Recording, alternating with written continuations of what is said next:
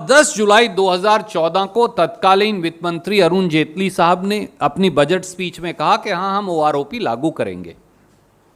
पर 7 नवंबर 2015 को एक नया आदेश मोदी जी ले आए और उसमें उन्होंने 1 रैंक 1 पेंशन को 1 रैंक 5 पेंशन बना दिया, ओआरओपी को खत्म कर दिया। और दूसरा ये कह दिया कि प्री मैच्योर रिटायरी जो हैं उनको ओआरओपी नहीं मिलेगा। ज्ञात रहे कि 46% सैनिक प्री मैच्योर रिटायर हो जाते हैं। मैं अब अगर कोश्यारी कमेटी को, जो बीजेपी के पूर्व मुख्यमंत्री हैं, उन्हें कोट करूं तो उन्होंने कहा कि केवल थल सेना में, आर्मी में 13 लाख में से 1000 लोग ही, ओनली 1000 आउट ऑफ 13 लाख, वो 60 साल की रिटायरमेंट एज तक पहुंचते हैं। अधिकतर जवान जूनियर कमीशन्ड ऑफिसर यानी 80% 40 साल की आयु तक रिटायर हो जाते हैं और घर चले जाते हैं। 10% 46 साल तक हो जाते हैं। तो बाकियों के लिए रह गया। हमारी जो इंडियन एक्स सर्विस मूवमेंट है, उन्होंने याचिका दायर की, इन्होंने विरोध किया और कहा कि यह आर्थिक और नीतिगत निर्णय है, यह नहीं दिया जा सकता। हमारे आज 30 लाख पूर्व सैनिकों और वायुसेना, नौसेना और थल सेना, आर्मी, एयरफोर्स और नेवी, इन सब के सैनिकों और अधिकारियों की ओर से 7 सवाल मोदी जी और भाजपा सरकार से हैं।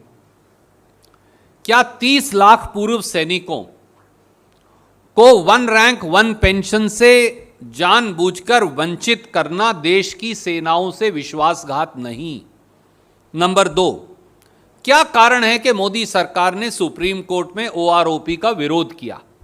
नंबर 3, क्या कारण है कि मोदी सरकार ओआरओपी पर कांग्रेस यूपीए सरकार के 26 फरवरी 2014 और 24 अप्रैल 2014 के आदेश को लागू करने से सुप्रीम कोर्ट के समक्ष इनकार कर रही है?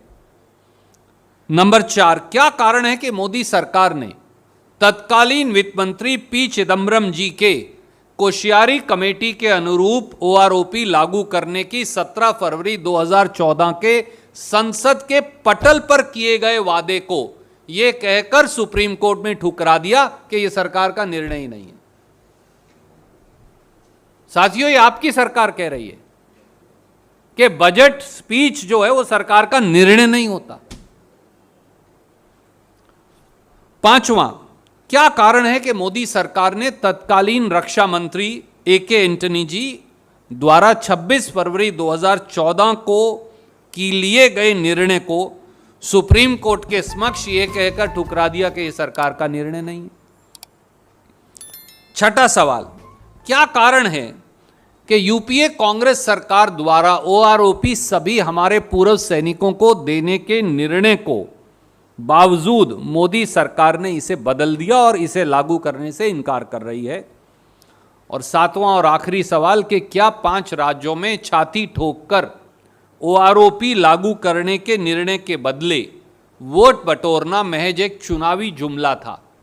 आदरणीय प्रधानमंत्री जी, रक्षा मंत्री जी, देश के 30 लाख से अधिक पूर्व सैनिकों और देश की तीनों सेनाओं में काम कर रहे सैनिकों और अधिकारियों की ओर से हम अनुरोध करते हैं कि 1 रैंक 1 पेंशन को कांग्रेस यूपीए सरकार के 26 फरवरी 2014 और 24 अप्रैल 2014 के अनुरूप कृपया करके लागू करें। यह हाथ जोड़कर आपसे अनुरोध है। प्रजातंत्र में चुनावी जीत, आप 4 राज्यों में जीते हैं, हम हारे हैं।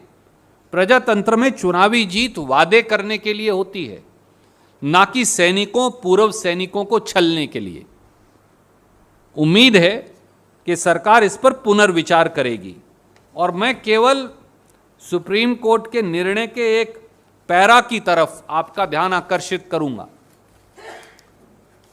उन्होंने ये निष्कर्ष निकाला, in the present case discussion took place within the government and even as of 26 February 2014 the meeting chaired by the Minister of Defence set out broad parameters of the decision while leaving it to the CGDA to ensure necessary steps in consultation with the three services to give effect to the decision.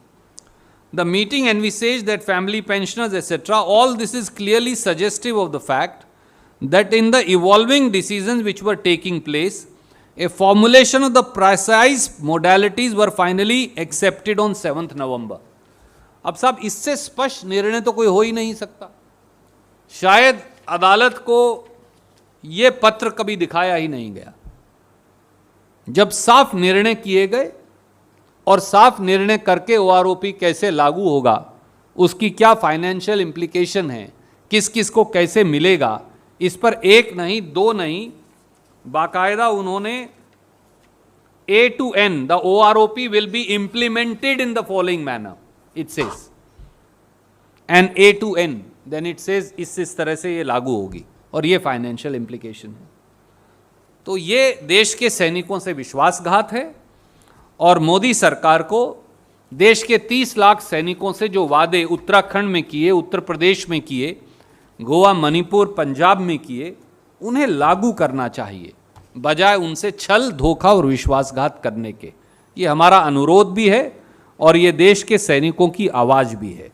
कोई प्रश्न आप पूछना चाहें तो आप एक एक करके पहले इस विषय पर और फिर किसी और विषय पर पूछना चाहें तो आप पूछ सकते हैं। आपका स्वागत है। We'll first start with OROP and then we'll go elsewhere. As you say, we are sending you all these documents. अब ये मामला क्योंकि सुप्रीम कोर्ट से जुड़ा है, तथ्य आपके सामने है, मैंने तो कागजात रिलीज किए हैं आपको। ये वो कागजात हैं जो 7 सितंबर 2015 को तत्कालीन रक्षा मंत्री 5 सितंबर 2015 को तत्कालीन रक्षा मंत्री श्री ए.के. एंटनी द्वारा सार्वजनिक किए गए थे। 7 अगस्त 2015 को निर्णय आया है मोदी सरकार का। 5 सितंबर 2015 को रक्षा मंत्री ए.के. एंटनी जी ने एक बाकायदा कागज जारी किए थे। क्योंकि लोग भूल ना जाएं इसलिए मैं इन्हें दोबारा जारी कर रहा हूं। तो ये साफ है कि ओआरओपी कांग्रेस ने इंप्लीमेंट कर दिया था, पर इंप्लीमेंट करने के बाद भी उसे वापस लेकर नया निर्णय कर आधे से ज़्यादा सैनिकों को पेंशन से 1 रैंक 1 पेंशन से महरूम करना और बाकी सबको 1 रैंक 5 पेंशन बनाना, ये सरासर गलत है, धोखा है, विश्वासघात है।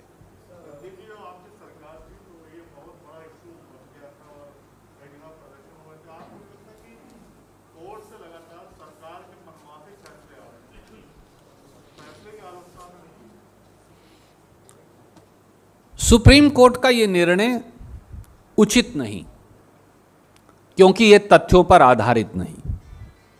सुप्रीम कोर्ट का यह निर्णय कहीं ना कहीं 30 लाख से अधिक सैनिकों और तीनों सेनाओं के हितों पर कुठाराघात है।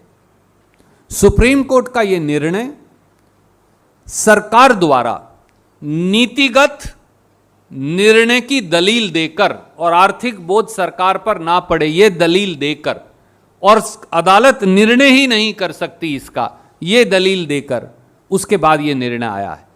क्या कारण है कि देश की सरकार, देश के प्रधानमंत्री जो सैनिकों की वीरता और बलिदान पर वोट बटोरते हैं, भारतीय जनता पार्टी जो वीरता और बलिदान की दुहाई देती है, हर रोज हमारे शहीद सैनिकों की फोटो लगाकर वोट मांगते हैं, जब उन्हें रिलीफ देने की बात आती है तो सुप्रीम कोर्ट में ये जाकर कहती है कि 1 रैंक पेंशन का अधिकार ही नहीं है।